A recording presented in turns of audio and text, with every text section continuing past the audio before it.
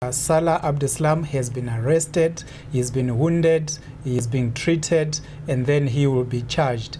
They are also talking about beginning the judiciary process to extradite him to France. And the French president, François Hollande, has said that he believes that the Belgians will be favorable to the French request to have him transferred to France. The fact that this man wasn't held was a severe embarrassment to the authorities and the police, wasn't it? He was stopped by police after the Paris they attacks. Addressed that question. They said during the course of these last 4 months, they have searched about 100 addresses and places. They have been able to get intelligence that has led them to this particular raid.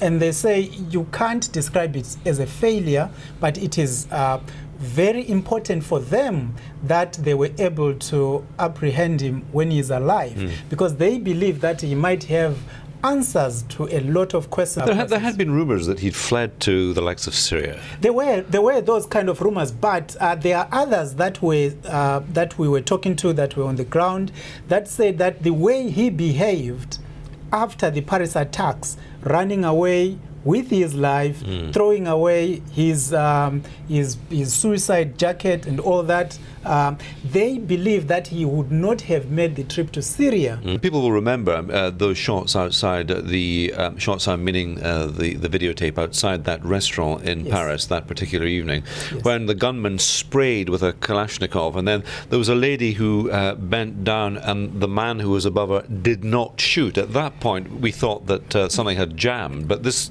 was him. I think they, from a French perspective, when they are looking at whether they will get answers to a lot of those questions, not only that, but so many other questions in terms of who was behind, who was facilitating that, who resourced the whole thing. When others were killing themselves, why didn't he blow himself up? And again, you have his brother who is in Belgium, the one that was arrested initially and discharged without charge, who has been assisting the authority and appealing to him.